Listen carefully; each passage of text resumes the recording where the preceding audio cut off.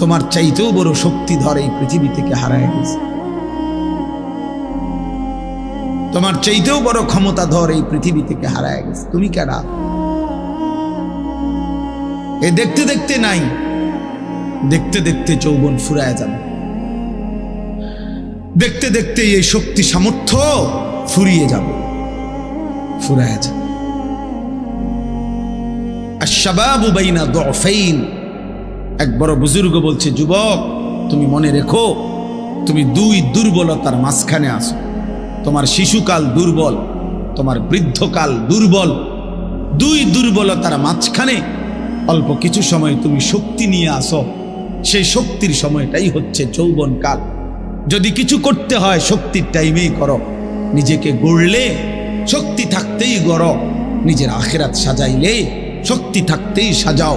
হয় তুমি পিছনের দিকে শিশুকালে আর যাইতে পারবা না, আর বৃদ্ধকালে পৌঁছে গেলে দুর্বল হয়ে যাবে, তখনও আর পারবা না, অথবা কবরে চলে যাবে। এই জন্য 17 বছরের, 18 বছরের, 20 বছরের ছেলে তোমাদেরকে বলি, বাপ এত অল্প বয়সে যদি আল্লাহ পাকের এত বড় নাফরমান হও, মাত্র 18 বছর বয়সেও যদি তুমি আল্লাহকে এইভাবে না চিনো, 18 বছর 20 বছর বয়সেই যদি তুমি একটা সেজদা দিতে মন না চায়, আরে জানোয়ার তুই 60 বছর পর্যন্ত যাইতে যাইতে তোর অবস্থা কি হবে? বেঈমান, এই বেঈমান, এই নিকৃষ্ট, তোর হালাত কি হবে? তুই 18 বছর বয়স না হইতে যদি আল্লাহর এত বড় দুশ্মন হস, তো তোর বাকি হালাত।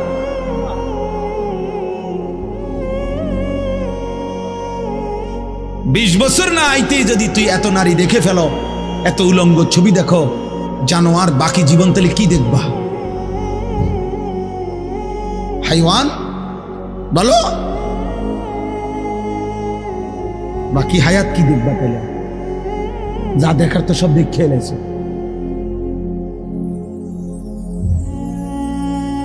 এরপরে কি করবা? এত কম বয়সে এত নারী,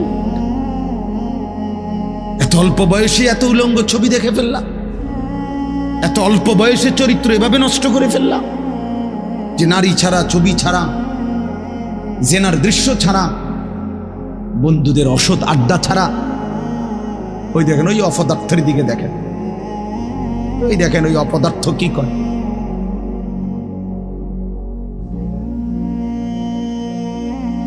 এই জন্য বললাম ভাই, ভাবতে শেখো বাবা, বাকি হায়াত কি করবে, বাকি হায়াত কেমনে চলবে। তাই না, এত কম বয়সে যদি কেউ এত চরিত্রহীন হয়, তার সামনের হালাতটা কি বলে? 40 বছর পুষতে পুষতে তার অবস্থা কি হবে? 60 বছর, 365 দিন, যে কোনো দিন খোদার 1 বছরে ফজরের নামাজ পড়ে নাই, পরে আর আল্লাহ মনে করাই দিবে কে? হ্যাঁ, বুঝো নাই ভাইয়া? 1 বছর যারে আল্লাহ ভুলাই গেল, তো তোমার আর মনে করাবে কে? কে আছে তোমার এরপরে? আর যে সময় তোমার মাথার উপরে বাবা, দাদা, তাদের ছায়া আছে, তখনই যেহেতু তুমি আল্লাহ ভুলে গেছো, তো যখন তোমার বাপ মরে যাবে, দাদা মরে যাবে, মা মরে যাবে, তখন তোমারে আল্লাহর কথা মনে করাই দিবে, তোমারে আখিরাত মনে কর।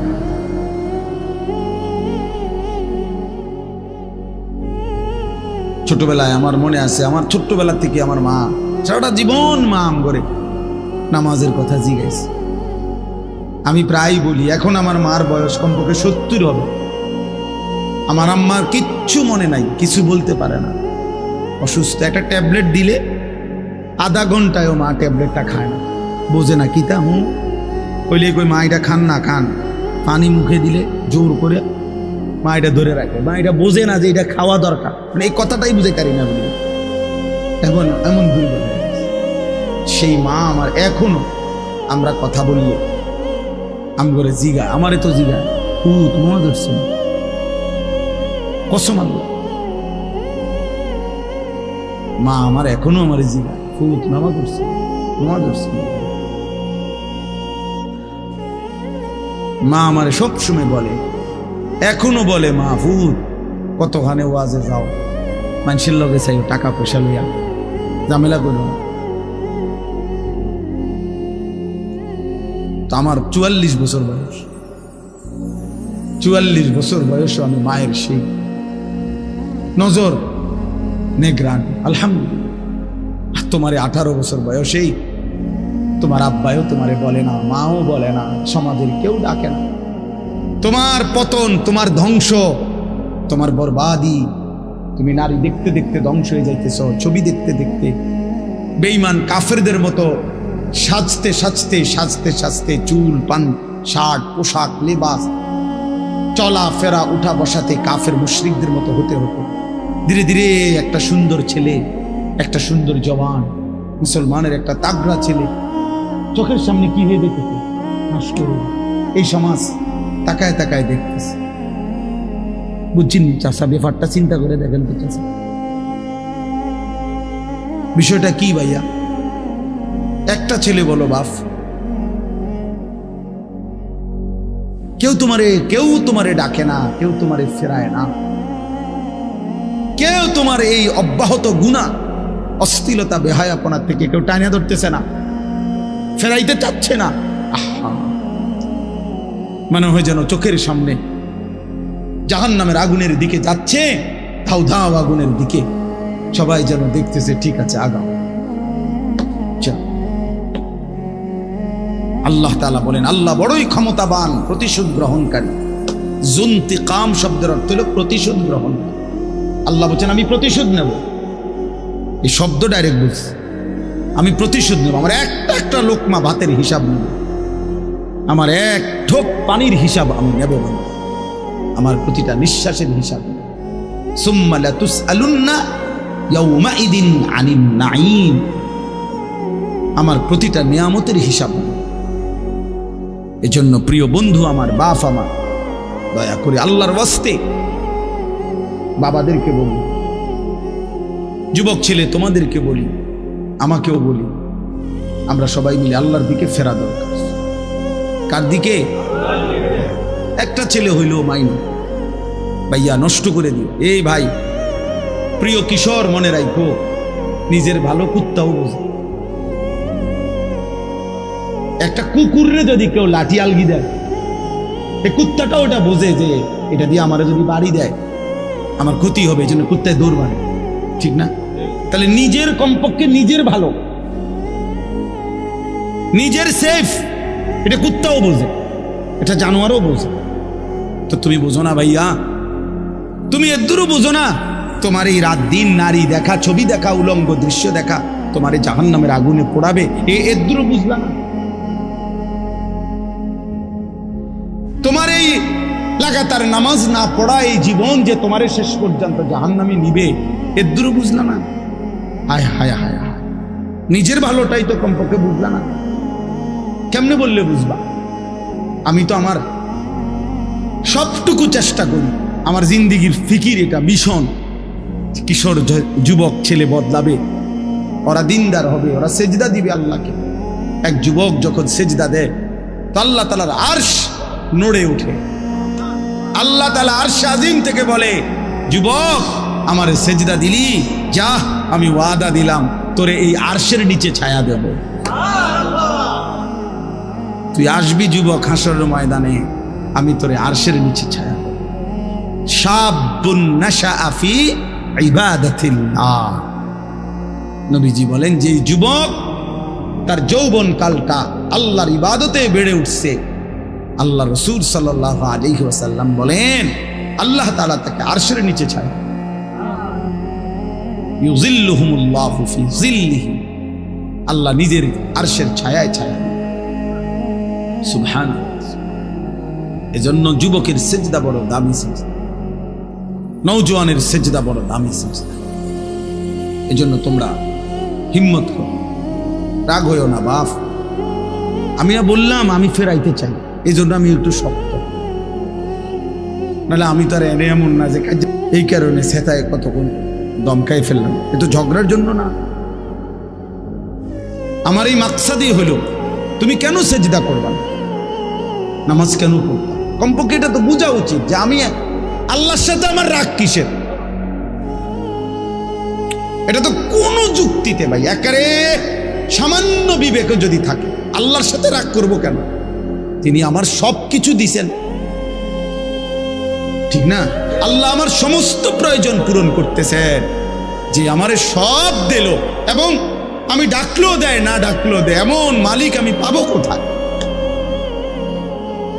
মা গাররাকা বিরব্বিকাল কারীম, আল্লাহ বলে বান্দা বলো না এমন মেহেরবান মাওলা আমার মতো দয়ালু রব থেকে কে তোমারে ধোঁকা দিল? এমন মালিক কই পাবা বান্দা, এমন মুনিব কই পাইবা, কই পাইবা? হাদিসে আছে নবীজি সাল্লাল্লাহু আলাইহি সাল্লামকে আল্লাহ তাআলা বলছে, বন্ধু আমার কোন বান্দা যদি 90 বছর পরেও জীবনের সব গুনাহ ছেড়ে দিয়ে আর করবে না ওয়াদা দিয়ে, 90 বছর বয়সেও যদি রাতের অন্ধকারে কোনো দিন চোখের পানি ফেলে, এক ফোঁটা চোখের পানি ফেলে গুনাহ ছেড়ে দিয়ে আর করবে না ওয়াদা দিয়ে আমার কাছে যদি মাফ চায়, দোস্ত আমি ওয়াদা দিলাম কসম বন্ধু, আমি এমন 90 বছরের বুড়া তার গুনাহ সব মাফ করে দেব।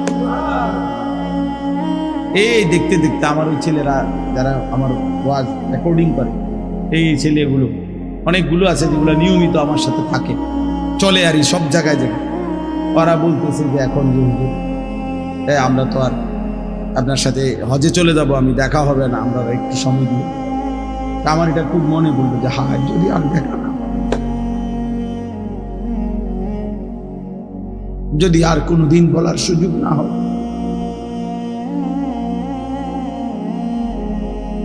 আল্লাহ আমাদেরকে মাফ করে দেন। চলেন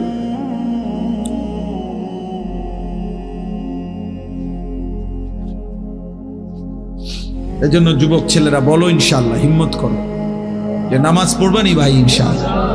ছেলেরা বলো, ছেলেরা তোমরা বলো, বলো ইনশাআল্লাহ। আগামী দিনে সেজদাওয়ালা যুবক লাগবে, বিশ্বাস। কুল ইয়া ইবাদিয়াল্লাযীনা আসরাফু আলা আনফুসিহিম লা তাকনাতু মির রাহমাতিল্লাহ। রব্বুল আলামিন বলেন, বন্ধু বলেন, ও আমার বন্ধু আপনি বলে দেন, হে আমার বান্দা, আল্লাহ বলতেছেন আমার বান্দা শোনো না, তোমরা যারা এই পরিমাণ গুনাহ করেছো যে নিজের জীবনটাকে জুলুম করে শেষ করে ফেলেছ, জীবনে বলতে কোনো নেকি নাই, ডানে বামে কোনো নেকি নাই, গুনায় গুনায় ভরা জীবন তোমাদের পুরা ডুবে গেছে। আল্লাহ বলেন বান্দা, গুনার সমুদ্রেও যদি হাবুডুবু খাও, সেখান থেকেও যদি কোনোদিন আমি আল্লাহকে মনে পড়ে, তাইলে যদি গুনাহ ছেড়ে দিয়ে আর কোরবানা ওয়াদা দিয়ে আমি আল্লাহর দিকে এক কদম ফিরে আসো বান্দা, আর যদি বলো মাওলা জীবনভর আমি আপনাকে নারাজ করেছি, আর করব না মাওলা, আপনার নাফরমানি করব না মাওলা, আমি তওবা করলাম মাওলা, গুনাহ ছেড়ে দিলাম। আল্লাহ বলেন লা তাকনাতু মির রাহমাতিল্লাহ, আমার গুনাহগার নাফরমান বান্দা, আমি আল্লাহর রহমত থেকে নিরাশ হইও না বান্দা।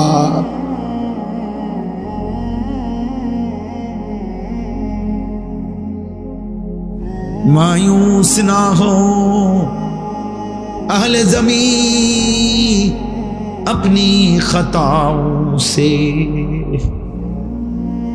तकदीर बदल जाती है मुदतर की दुआओं से।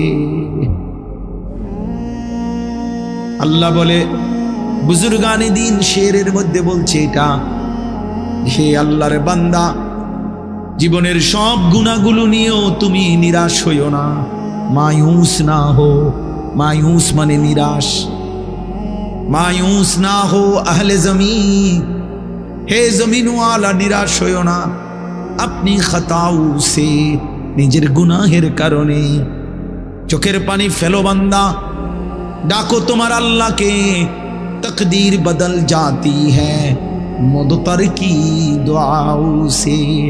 কোন অক্ষম অসহায় বান্দা যদি চোখের পানি ফেলে আল্লাহর কাছে দোয়া শুরু করে, তো আল্লাহ তার আযাবের সিদ্ধান্ত বদলে দেয়, বদলেই দেয়।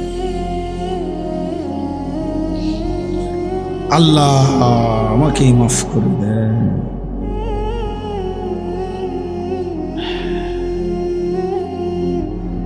চলো ভাইয়া, আমরা বলার চেষ্টা করছি মালিকের কাছে, তো আমরা এটা বলতে পারবো যে আল্লাহ আমরা বলার চেষ্টা করছি আপনার বান্দাদের কাছে। আমি যখন খুতবা পড়তেছি, আমি একজন ছেলেকে দেখলাম যে ওই যে বাদ্য বাজতেছে, কোনো জায়গার মধ্যে বাদ্য বাজছে, সে বাদ্যের তালে তালে ঢুলতেছে, নিজের শরীর নাচে নাড়াইছে এখানে বসে, আমরা দেখছি। আমি ইচ্ছা করলে তোমারে দাঁড় করাইতে পারতাম, কিন্তু আমি সতর্ক করলাম। মনে রাখতে হবে, হাদিসের মধ্যে আছে আল্লাহ নবী সাল্লাল্লাহু আলাইহি ওয়াসাল্লাম বলছেন, ইস্তিমাউল মালাহি মাসিয়াতুন, এই গান শোনা, বাদ্য শোনা, এটা গুনাহ। ওয়াল জুলুসু আলাইহা ফিসকুন, এবং ওই গানের মজলিসে বসা সে প্রকাশ্য পাপী, ফাসিক। এরপরের লাইনটা ভয়ানক, ওয়াত্তালাদ্দুদু বিহা কুফরুন, গান শুনে মজা নেওয়া, স্বাদ নেওয়া, এটা কুফরি। এই জন্য এটা বড় ভয়ানক বিষয়। আমরা যে তাল উঠলে, দুললে, নাচলে, তো এটা ঈমান চলে যাওয়ার আশঙ্কা, যে ভয়ানক বিষয়। হয়তো তোমার এমন অবস্থা যে তুমি যত নাফরমানি করো, হতে পারে শুক্রবারে তো নামাজ পড়ো, এই কথা মনে করিয়া যে তুমি মুসলমান।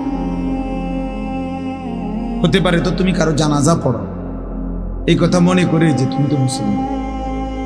কিন্তু যদি আমার অজান্তে আমার ঈমান না থাকে, আমি বুঝলামে না বা জানলামে না, হাসরের ময়দানে গিয়ে দেখলাম যে নামাজগুলো পড়ি নাই সেগুলোও নাই, যে দুই এক ওয়াক্ত পড়ছি সেটাও নাই। কারণ ঈমানবিহীন কোনো ইবাদত কবুল হয় না, স্পষ্ট কথা এটা কোরআন। ওমান আরাদাল আখিরাতা ওয়া সাআ লাহা সাইয়াহা ওয়া হুয়া মুমিন ফাউলাইকা কানা সাইয়ুহুম মাশকুরা। আল্লাহ তাআলা বলেন, যে আখিরাত চায়, মানে জান্নাত চায়, আখিরাতের মুক্তি চায়, ওয়া সাআ লাহা সাইয়াহা, এবং জান্নাতের জন্য, আখিরাতের জন্য কঠোর পরিশ্রম করে, মানে আমলের মেহনত করে, ওয়া হুয়া মুমিন, এই অবস্থায় যে সে মুমিন।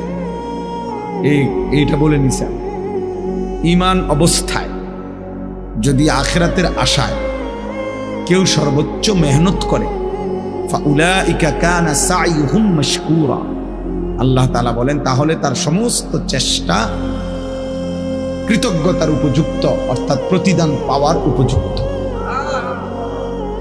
তাহলে শর্ত হলো ওয়া হুয়া মুমিন, সেই ইমানদার হইতে হবে। ঈমান জরুরি। কুরআনুল কারীম আল্লাহ বলছে, ইয়া আইয়ুহাল্লাযীনা আমানু কুতিবা আলাইকুমুস সিয়াম, হে মুমিন তোমাদের উপরে রোজা ফরজ করা হয়েছে। তার মানে নাফরমানের উপরে না, বেঈমানের উপরে না। ঈমান জরুরি, ঈমান জরুরি। এভাবে সমস্ত আমলের ক্ষেত্রে আল্লাহ তাআলা ঈমানকে শর্ত করেছে। মান আমিলা সালিহাম মিন যাকারিন আও উনসা ওয়া হুয়া মুমিন, আল্লাহ বলেন পুরুষ কিংবা নারী ঈমান অবস্থায় যেই নেক আমল করবে, আমি আল্লাহ তাআলা তাকে ফালানুহইয়ান্নাহু হায়াতান তাইয়্যিবা, দুনিয়াতেই আরামের পবিত্র জীবন দান করব। ওয়ালা নাজজিয়ান্নাহুম আজরাহুম বিআহসানি মা কানু ইয়ামালুন, এবং তার সমস্ত আমলের বিনিময়ে আখিরাতে সর্বোত্তম বিনিময় জান্নাত দান করব। শর্ত হইল ওয়া হুয়া মুমিন। কি হইতে হবে? ঈমান। ঈমান জরুরি, ঈমান জরুরি। এই জন্য দাওয়াত ও তাবলীগের মেহনতে ইমানের মুজাকারা হয় বেশি, ইমানের কথা তাবলীগের সাথীরা বেশি আলোচনা। আল্লাহর বান্দাদের কাছে ঘুরে ঘুরে ইমান শেখা, অনেক এটা বুঝে না, কি করে মসজিদে মসজিদে ঘুরে ঘুরে। হ্যাঁ, আপনি দেখতে পারেন না মসজিদে ঘুরে ঘুরে কি করে, মসজিদে ঘুরে ঘুরে বন খায়। মূলত আল্লাহর বান্দাদেরকে ইমান শেখা, আখিরাত চেনা, ইমান শোনো। কিশোর নওজোয়ান তোমরা শোনো বাবা, হাদিসে আছে নবী সাল্লাল্লাহু আলাইহি ওয়াসাল্লামের একজন সাহাবী ছিল জুনদুব ইবনে আব্দুল্লাহ। জুনদুব ওনার নাম, সাহাবীর নাম। তিনি বলছেন যে আমরা যখন কিশোর ছিলাম, ওয়া নাহনু হাযাবিরা, হাযাবিরাতুন আরবি শব্দ, অর্থ হলো করিবুল বুলুগ, আমরা বালেগ হওয়ার কাছাকাছি, মানে কিশোর। কিশোর টিনেজ করে, ইংরেজিতে টিনেজ, মানে ইংরেজি অক্ষরের মধ্যে যেগুলোর মধ্যে টিন এটা আছে, এই 10 এর পরে 11 পরে কি, এরপরে এই 13, 14, 15, 16, 17, 18, 19, এই যে টিন, এরাই টিনেজ, কিশোর। তো তিনি বলেন আমরা কিশোর ছিলাম। তো এই সময় আমরা কয়েকজন কিশোর যুবক, কিশোর বয়সী ছেলে, ওই সাহাবী বলতেছেন আমরা নবীজি সাল্লাল্লাহু আলাইহি সাল্লামের কাছে কিছুদিন থাকলাম। নবীজির কাছে থেকে কি করলাম এই ছোট বয়সে, কিশোর বয়সে? তো তিনি বলেন ফাতাআল্লামনাল ঈমান, আমরা এই কিশোর বয়সে নবীজির কাছে থেকে অবস্থান করে ঈমান শিখলাম। ফাতাআল্লামনাল ঈমান, এজন্য দোস্ত ঈমান শিখতে হয়, মুসলমান হইতে হয়, মুমিন হইতে হয়। এমনি শুধুমাত্র লা ইলাহা ইল্লাল্লাহ এই বাক্যটা মুখস্থ জানলে যথেষ্ট না। এটা তো একটা বাক্য, কালেমা ঈমানের, এটা দরকার, এটা বাধ্যতামূলক। কিন্তু শুধু এই বাক্যটা জানা, বলা, এটা মুখস্থ থাকা, এটাই যথেষ্ট নয়। নবীজি সাল্লাল্লাহু আলাইহি ওয়াসাল্লাম বলছেন, একেবারে সব হাদিসের কিতাবে আছে, আল ঈমানু বিদউন ওয়া সাবউনা শু'বা, ঈমানের 70টার চাইতে বেশি ডালপালা রয়েছে, শাখা প্রশাখা। মোবাইল নামান, মোবাইল নামান, আসেন আবার নিয়ে বলছি না, আমি ভালো না লাগলে চলে যান। তো আল ঈমানু বিদউন ওয়া সাবউনা শু'বা, ঈমানের 70টার চাইতে বেশি ডালপালা রয়েছে, নবী সাল্লাল্লাহু আলাইহি ওয়াসাল্লাম বলছেন। তো মুহাদ্দিসিন উলামায়ে কেরাম ব্যাপক গবেষণা করে বের করছেন ঈমানের মোট শাখা প্রশাখা হলো 77টা। কয়টা? ঈমানের 77টি শাখা প্রশাখা। তো নবীজি সাল্লাল্লাহু আলাইহি ওয়াসাল্লাম বলেন ফাআফদালুহা কাউলু লা ইলাহা ইল্লাল্লাহ, এই 77টি শাখার মধ্যে সবচেয়ে বড় ডাল, সবচেয়ে বড় শাখা, প্রধান শাখা, যে আমরা লিখছেন কেন্দ্রীয় জামে মসজিদ, মনে করেন কেন্দ্রীয় শাখা মানে প্রধান শাখা, মেইন ডাল, লা ইলাহা ইল্লাল্লাহ এই বাক্য বলা। তাহলে তো 77টা শাখার একটা প্রধান শাখা হলো কি? এই কালেমা। বাকি 76টা বলো ভাইয়া, ছেলেরা বলো, বাবা তুমিও বুঝো, আমিও বুঝি যে তুমিও মরে যাবে, আমিও মরে যাব। এটা সহজ কথা দোস্ত, তোমারও শেষ আছে, আমারও শেষ আছে, হাসলেও মরে যাবা, কাঁদলেও মরে যাবে, এটা সবাই আমরা বুঝি। আমরা যে আল্লাহ তাআলার কাছে ফিরবো এই ব্যাপারে সবাই আমরা বুঝি। তো কাজে আমরা যেহেতু এই সাইড প্রত্যেকেই বুঝতে চেষ্টা করি, আমার একটা নিজস্ব দুনিয়ার চিন্তা চেতনা আছে, আমি পড়ালেখা করব, চাকরি করব, ব্যবসা করব, বিদেশ যাব, যেটাই হোক একভাবে না একভাবে আমরা নিজেকে নিজে নিয়ে ভাবি কেমনে আমার দুনিয়া চালানো যায়, কেমনে আমার জীবন গড়া যায়। তাহলে একজন বিবেক হিসাবে, বুদ্ধিমান হিসাবে, যেহেতু দুনিয়া আমারই অংশ, তো আখেরাত তো আমারই অংশ, তো উচিত দুইটা একসাথ করা। দুইটা একসাথ করলেই তো ভালো। এটা তো একটা সহজ কথা, সহজ কথা। আমি আজকে প্রায় আমি হজে যাব, আমার বুধবার দিন ফ্লাইট ইনশাআল্লাহ। তাইলে আমি আজকে প্রায় বাসার জন্য কোরবানির বাজার সাজার প্রায় 20-30 হাজার টাকার বাজার করছি। তো বাজারও করলাম, তো আমি আবার মাহফিলও আইসা আসরের নামাজের পরে আমার ব্রাহ্মণবাড়িয়া শহরে বয়ান ছিল, সেখানেও আইসা আমি আসরের জামাত ধরছি, জামাত পড়ে তারপর আবার বয়ানও করছি। তাহলে এটাও আমার কাজ, সংসারের বাজার করে দেওয়া, ওইটাও আমার কাজ। আমি ওই হিসাব করে উঠছি যে হিসাব করলে আমি বাজারও শেষ করতে পারবো, আবার কুমিল্লা ক্যান্টনমেন্ট থেকে গিয়া ব্রাহ্মণবাড়িয়া আসরের নামাজ ধরতে পারবো। আমার কাজ এটা। আমি এখানে আসতে হবে, আমার তাড়াহুড়া। আমি ছিলাম সেই বেড়তলা ব্রাহ্মণবাড়িয়া বিশ্ব রোডের কাছে, বাংলাদেশের শ্রেষ্ঠ আলেমে দ্বীন ওয়াইজ আল্লামা জুবায়ের আহমদ আনসারী রাহমাতুল্লাহ আলাইহি হুজুরের মাদ্রাসায় বয়ান করছি, জামিয়া রহমানিয়া হুজুরের মাদ্রাসা। তাইলে ওইখানে আমি এখন, এখানেও আমার আসা দরকার। ওইখানে আমি এশার নামাজ ইতমিনানের সাথে জামাত পড়ে সুন্নত বিতির পড়েই এরপরে আসছি। এখন এখানে আমার দেরি হইব কিছুটা, আমি বুঝছি, কিন্তু আমার জামাত পড়তে হবে কিনা কথা বলেন না। তাই এটা আমার জিম্মাদারি, যেটা আমাকে করতেই হবে। আমি এটা ছাড়বো কেন? এটা ছাড়বো কেন? নাই তো 2 জন মানুষ কম হবে, 5 জন শুনবে, অসুবিধা কি? মানুষ চলে গেছে, তো চলে গেলে আমার সমস্যা কি? কথা বোঝে? তাইলে বিষয়টা হইল, একজন সহজ কথা হইল, একজন বুদ্ধিমান হিসাবে একেবারে আদনা বিবেক থাকলেও যে কেউ আমাদের বোঝা উচিত যে দুনিয়াও আমার, আখিরাতও আমার। বাজারও করো, ব্যবসাও করো, বাকি সেজদাও করো, নামাজও পড়ো। এই জন্য বাপ ছেলেদেরকেও বলি, বাবা দিন শিখতে হয় ভাইয়া।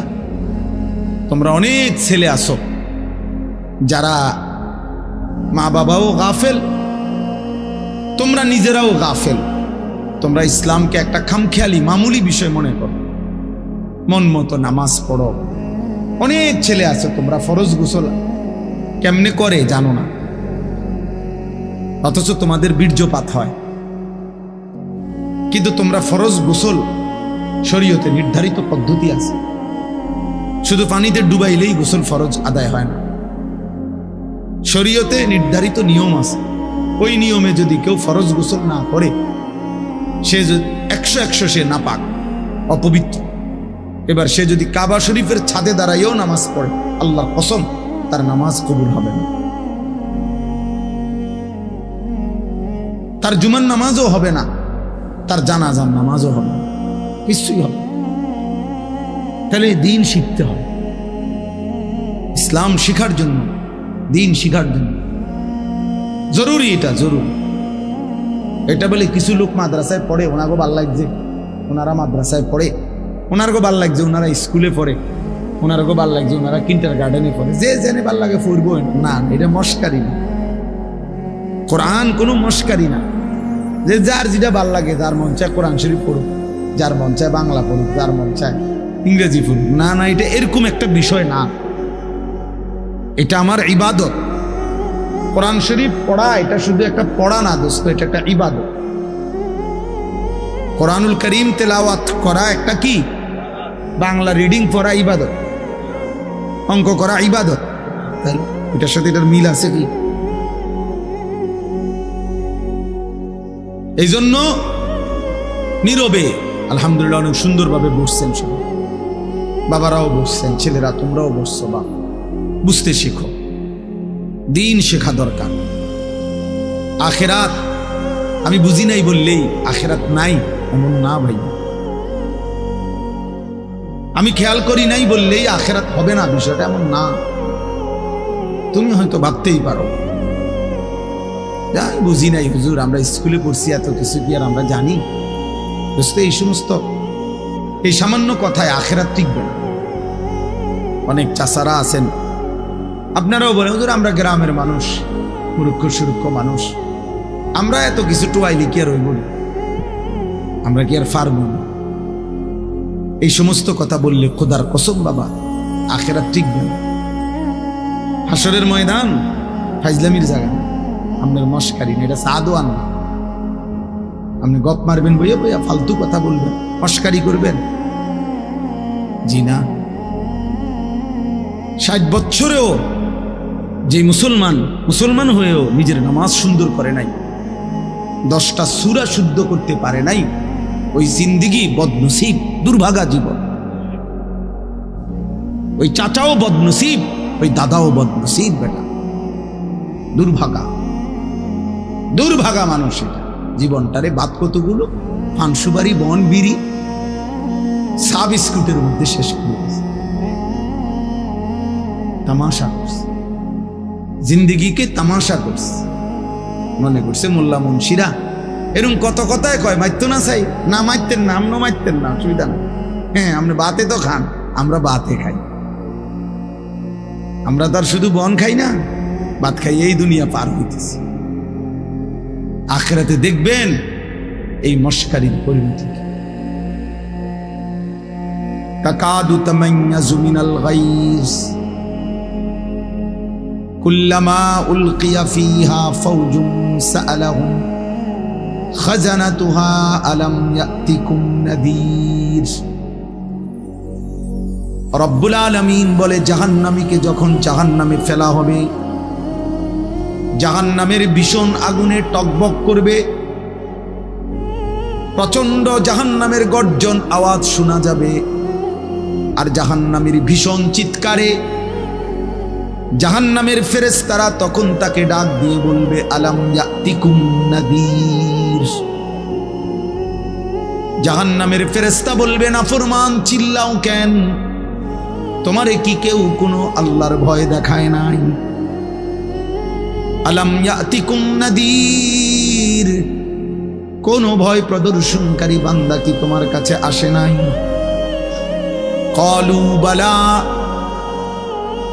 জাহান্নামী তখন বলবে হ্যাঁ, কাদ জাআনা নাযীর, হ্যাঁ ফেরেশতা আমার কাছে আল্লাহর পক্ষ থেকে ভয় প্রদর্শনকারী বান্দা এসেছিল।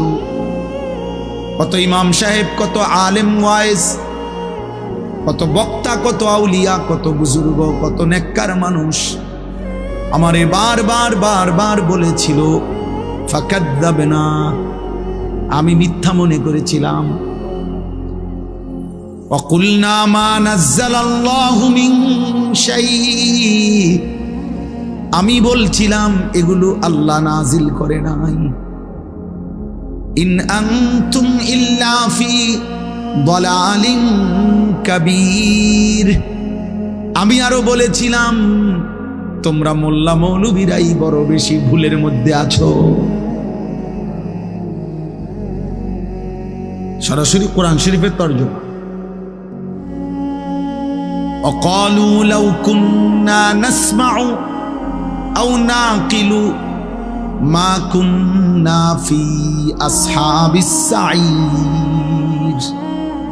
আল্লাহ বলেন জাহান্নামী বলবে ফেরেশতা, সেদিন দুনিয়ার জমিনে যদি একটু বুঝতাম অথবা একটু শুনতাম, তাহলে আজকে আমরাও জাহান্নামী হতাম না।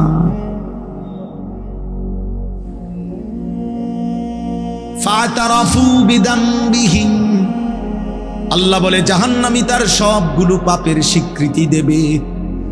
সব স্বীকৃতি শুনে ফেরেশতা তখন বলবে ফাসুহকাল লি আসহাবিস সাঈর, জাহান্নামী দূর হ, জাহান্নামের আগুনেই পড়ে থাক। শুনছেই যা, কিন্তু ফেরেশতা কি করবে? ফেরেশতার কোনো ক্ষমতা আছে কি? ফেরেশতাকে।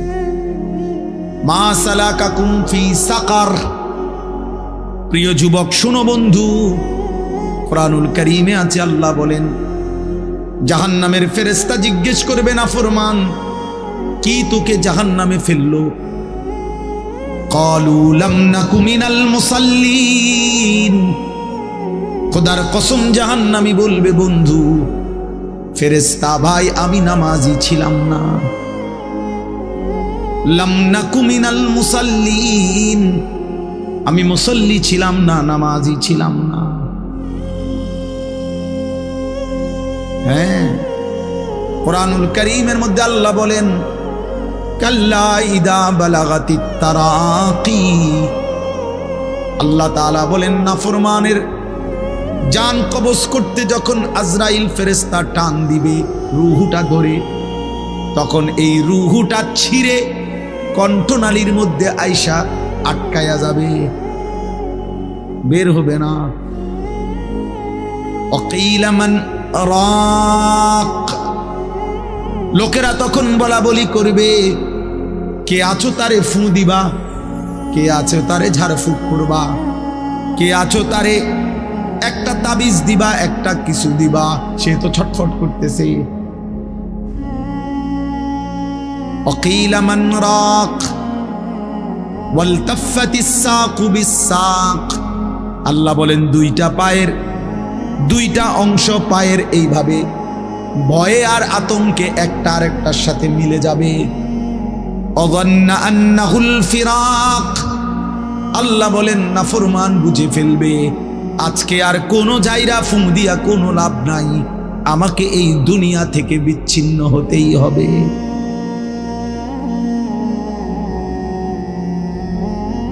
অযন্না আন্নাহুল ফিরাক।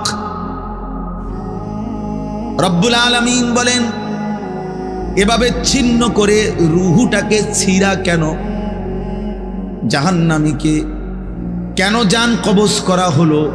তো আল্লাহ নিজে বলেন ফালা সাদ্দাকা ওয়ালা সাল্লা। এই নাফরমান আমি আল্লাহর কথা সত্য মনে করে নাই, আর ওয়ালা সাল্লা এবং নামাজ আদায় করে নাই। এই জন্য হ্যাঁ চালাক মিয়া দোস্ত নওজোয়ান ভাত খাও, ভাতে তো খাও আর কিতা, আর বীর মানে মোবাইল টিপো আর নারী দেখো, ছবি দেখো, আর চুলের পেখম ঘুরাও। হ্যাঁ ঘুরাও, সমস্যা নাই আব্বা, দেখবা তোমার চাইতেও বড় শক্তিধর এই পৃথিবী থেকে হারায় গেছে, তোমার চাইতেও বড় ক্ষমতাধর এই পৃথিবী থেকে হারায় গেছে। তুমি কেডা? এ দেখতে দেখতে নাই, দেখতে দেখতে যৌবন ফুরায় যাবে, দেখতে দেখতে এই শক্তি সামর্থ্য ফুরিয়ে যাবে, ফুরায় যাবে। আশ-শাবাবু বাইনা দু'ফাইন। এক বড় বুজুর্গ বলছে যুবক তুমি মনে রেখো তুমি দুই দুর্বলতার মাঝখানে আছো। তোমার শিশুকাল দুর্বল, তোমার বৃদ্ধকাল দুর্বল, দুই দুর্বলতার মাঝখানে অল্প কিছু সময় তুমি শক্তি নিয়ে আসো, সেই শক্তির সময়টাই হচ্ছে যৌবনকাল। যদি কিছু করতে হয় শক্তির টাইমেই করো, নিজেকে গড়লে শক্তি থাকতেই গড়ো, নিজের আখিরাত সাজাইলে শক্তি থাকতেই সাজাও। হয় তুমি পিছনের দিকে শিশুকালে আর যাইতে পারবা না, আর বৃদ্ধকালে পৌঁছে গেলে দুর্বল হয়ে যাবে, তখনও আর পারবা না, অথবা কবরে চলে যাবে। এই জন্য 17 বছরের 18 বছরের 20 বছরের ছেলে তোমাদেরকে বলি বাপ, এত অল্প বয়সে যদি আল্লাহ পাকের এত বড় নাফরমান হও, মাত্র 18 বছর বয়সেও যদি তুমি আল্লাহকে এইভাবে না চিনো, 18 বছর 20 বছর বয়সেই যদি তুমি একটা সেজদা দিতে মন না চায়, আরে জানোয়ার তুই 60 বছর পর্যন্ত যাইতে যাইতে তোর অবস্থা কি হবে? বেঈমান, এই বেঈমান, এই নিকৃষ্ট, তোর হালাত কি হবে? তুই 18 বছর বয়স না হইতে যদি আল্লাহর এত বড় দুশ্মন হস, তো তোর বাকি হালাত।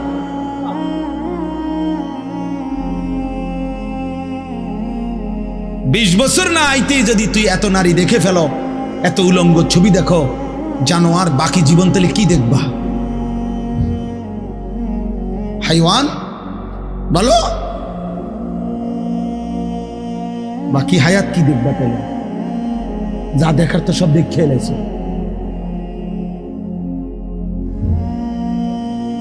এরপরে কি করবা? এত কম বয়সে এত নারী, এত অল্প বয়সে এত উলঙ্গ ছবি দেখে ফেললাম, এত অল্প বয়সে চরিত্র এভাবে নষ্ট করে ফেললাম যে নারী ছাড়া, ছবি ছাড়া, জেনার দৃশ্য ছাড়া, বন্ধুদের অসৎ আড্ডা ছাড়া। ওই দেখেন ওই অপদার্থের দিকে দেখেন, ওই দেখেন ওই অপদার্থ কি করে।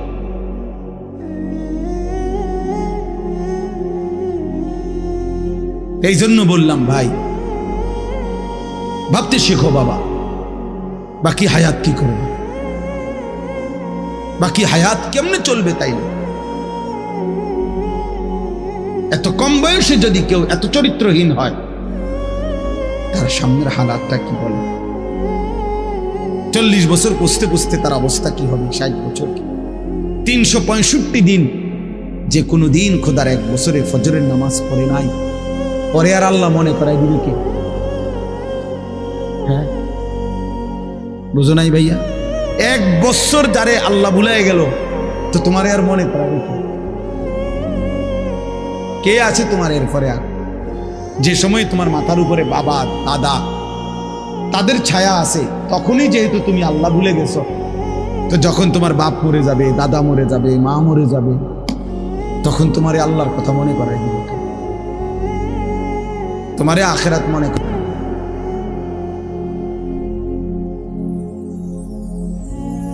ছোটবেলায় আমার মনে আছে, আমার ছোট্টবেলা থেকে আমার মা সারাটা জীবন মা আম করে নামাজের কথা জিজ্ঞাসা।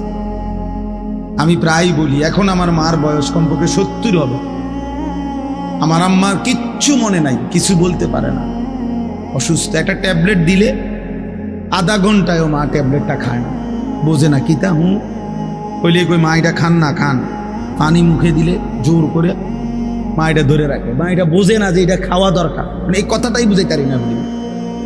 এখন এমন দুর্বল হয়ে গেছে সেই মা আমার। এখনো আমরা কথা বললে আম করে জিগা, আমারে তো জিগা পুত মা ধরছিল, কসম আল্লাহ,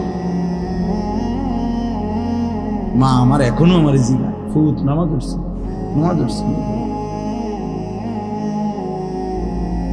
মা আমারে সবসময় বলে, এখনো বলে, মা ফুত কতখানে ওয়াজে যাও, মানুষের লগে চাই টাকা পয়সা লইয়া ঝামেলা করো না। তো আমার 44 বছর বয়স, 44 বছর বয়স আমি মায়ের সেই নজর নেগ্রান। আলহামদুলিল্লাহ। তোমারে 18 বছর বয়সেই তোমার আব্বাও তোমারে বলে না, মাও বলে না, সমাজের কেউ ডাকে না। তোমার পতন, তোমার ধ্বংস, তোমার বরবাদি, তুমি নারী দেখতে দেখতে ধ্বংস হয়ে যাইতেছ, ছবি দেখতে দেখতে বেঈমান কাফেরদের মতো সাজতে সাজতে সাজতে সাজতে, চুল পান শার্ট পোশাক লেবাস, চলা ফেরা উঠা বসাতে কাফের মুশরিকদের মতো হতে হতে ধীরে ধীরে একটা সুন্দর ছেলে, একটা সুন্দর জওয়ান মুসলমানের একটা তাগড়া ছেলে চোখের সামনে কি হয়ে যেতেছে, নষ্ট হয়ে। এই সমাজ তাকায় তাকায় দেখতেছে। বুঝছেন চাষা, ব্যাপারটা চিন্তা করে দেখেন তো চাষা, বিষয়টা কি ভাইয়া? একটা ছেলে বলো বাপ, কেউ তোমারে ডাকে না, কেউ তোমারে ফেরায় না, কেউ তোমার এই অব্যাহত গুনাহ অশ্লীলতা বেহায়াপনা থেকে কেউ টাইনা ধরতেছে না, ফেরাইতে চাচ্ছে না। মনে হয় যেন চোখের সামনে জাহান্নামের আগুনের দিকে যাচ্ছে, ধাউ ধাউ আগুনের দিকে, সবাই যেন দেখতেছে ঠিক আছে আগাও।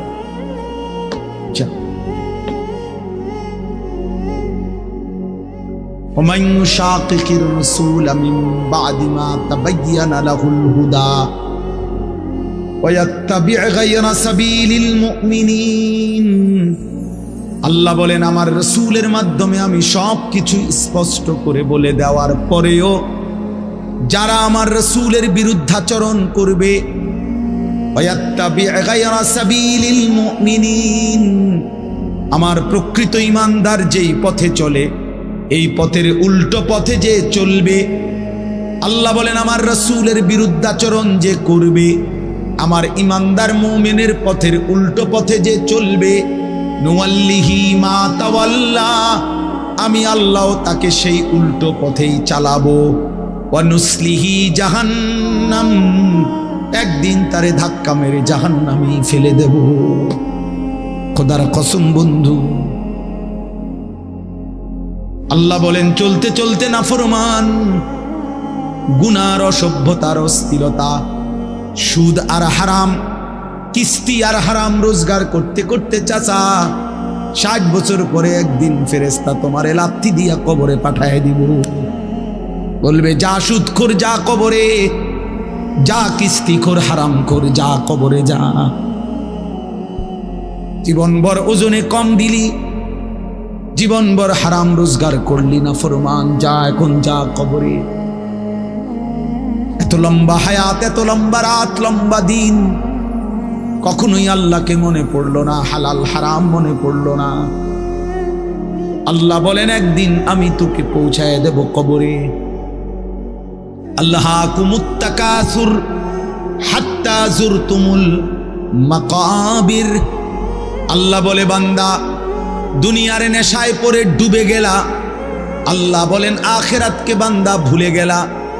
শুধুমাত্র তাকাসুর, বাড়ানোর নেশা, বাড়ানোর, আরো টাকা, আরো বাড়ি, আরো গাড়ি, আরো নারী, আরো সুন্দরী, আরো দুনিয়া, আরো আরো আরো আরো। আল্লাহ বলেন বাড়াইবার এই পাগলা নেশা তোমারে দুনিয়ায় ডুবায়া দিল, আখিরাত ভুলায়া দিল। হাত্তা যুরতুমুল মাকাবির, এরই মাঝে কিন্তু একদিন বান্দা সত্যিকারে ঠিক ঠিক একদিন তোমার মোলাকাত হবে কবরস্থানে। হাত্তা যুরতুমুল মাকাবির, অচিরেই তুমি পৌঁছে যাবে, সাক্ষাৎ হবে কবরস্থানে। কাল্লা সাউফা তা'লামুন, তাফসীরে লিখছে ফিল কবরে, আল্লাহ বলেন সেই কবরে পৌঁছলেই আমি আল্লাহ তোমাকে জানায় দেব বান্দা আমার একটা একটা নাফরমানির শাস্তি কি। কি মনে করছো বান্দা, ভাত দুগা খাওয়াইছি দেখা নাফরমান, তুই মনে করছো তো আমি আল্লাহ তোরে দেখি নাই না?